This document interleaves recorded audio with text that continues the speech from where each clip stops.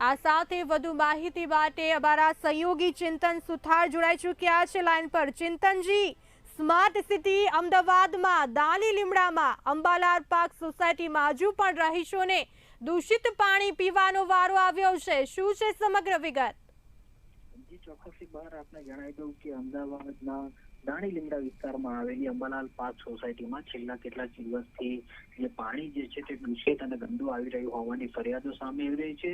જેના પગલે આપ જોઈ શકો છો કે જે પ્રમાણે અત્યારે ટીવી સ્ક્રીન પર દ્રશ્યો દેખાઈ રહ્યા છે તેમાં દૂષિત પાણી જે છે તે જોવા મળી રહ્યું છે। જે લોકોને ત્યાં સ્થાનિક લોકોને જે પીવાનું પાણી જે છે તે દૂષિત મળી રહ્યું છે, જેના કારણે ચોક્કસથી કહી શકાય કે પાણી જગ્યાએ જે રોગચાળો છે તે પણ ફાટી નીકળ્યો છે અને કેટલાક સ્થાનિક લોકોમાં ભારે રોષ જોવા મળી રહ્યો છે। સાથે તેઓ ઝાડા ઉલટી જેવા બનાવો પણ ત્યાં બન્યા છે અને લોકો હાલ બીમાર પડ્યા હોવાની પણ માહિતી સામે આવી છે। એક બાજુ જ્યાં મેગા સિટીમાં વિકાસ તો ચારે તરફ જોવા મળી રહ્યો છે, પરંતુ લોકો હજી પણ પાયાગત સુવિધાઓથી વંચિત હોવાનું જે દાણી લીમડામાં જે વિસ્તારમાં જે બનાવ બન્યો છે તેના પરથી ચોક્કસથી કહી શકાય કે અમદાવાદમાં ભલે સ્માર્ટ સિટી છે તેમ છતાં પણ પાયાગત સુવિધાઓથી લોકો વંચિત છે। કારણ કે હાલ ઉનાળાની કાળઝાળ ગરમી પડી રહી છે। અમદાવાદમાં 43 થી 44 ડિગ્રીનું તાપમાન પહોંચી ગયું છે, તેમ છતાં ઉનાળાની કાળઝાળ ગરમીમાં પણ લોકોને પીવાનું પાણી જે છે તે દૂષિત મળી રહ્યું છે। તેનાથી ચોક્કસથી કહી શકાય કે સ્થાનિક લોકોમાં ભારે રોષની લાગણી જોવા મળી છે। સાથે જ કહી શકાય કે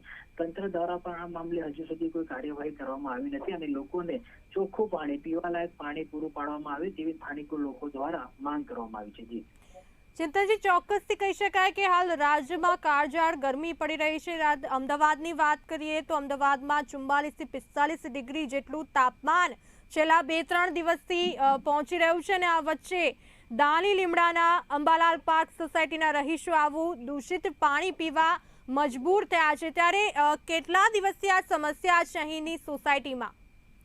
જી ચોક્કસથી બુલેટિન ઇન્ડિયાની ટીમ દ્વારા સ્થાનિક લોકોનો જ્યારે સંપર્ક કરવામાં ત્યાંથી જાણવા મળ્યું છે કે 3 થી 4 દિવસથી તેઓ હાલ જે આ પાણી જે છે દૂષિત આવી રહ્યું હોવાની ફરિયાદો કરી રહ્યા છે। જોકે તેમ છતાં તંત્ર દ્વારા, સ્થાનિક તંત્ર તેમજ કોર્પોરેટર દ્વારા પણ આ અંગે કોઈ નોંધ લેવામાં આવી નથી।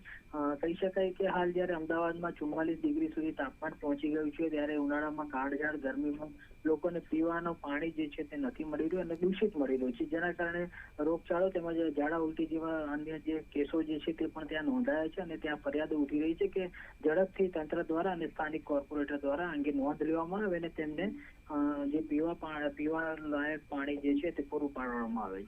જી, તો આ દૂષિત પાણી પીવાથી કેટલાક રહીશોની તબિયત પણ લથડી છે। આ દૂષિત પાણી પીવાને કારણે જે રીતે વાત કરીએ તો હાલ ગરમીમાં તો ઝાડા ઉલટીના કેસ વધી રહ્યા છે અને અહીંના રહીશો આ દૂષિત પાણી પી રહ્યા છે। આવું પાણી વિતરણ કરવામાં આવતા અહીંના રહીશોની પણ તબિયત બગડી છે।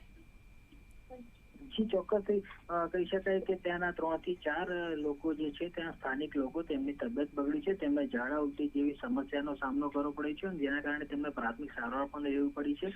કહી શકાય કે અમદાવાદમાં પહેલા પણ દૂષિત પાણીની સમસ્યાઓ વારંવાર ઉદ્ભવતી રહી છે, ત્યારે તંત્ર દ્વારા એક બાજુ જ્યાં સ્માર્ટ સિટી અમદાવાદની વાતો અને બણગા ફૂંકવામાં આવે છે, વિકાસની વાતો કરવામાં આવે છે, ત્યારે જે પાયાગત સુવિધા જે જોઈએ તે પણ હાલ પૂરી પાડવામાં નથી આવી રહી। તેનાથી ચોક્કસ કહી શકાય કે આ સ્માર્ટ સિટીનો વિકાસ નથી તેવું ચોક્કસથી કહી શકાય।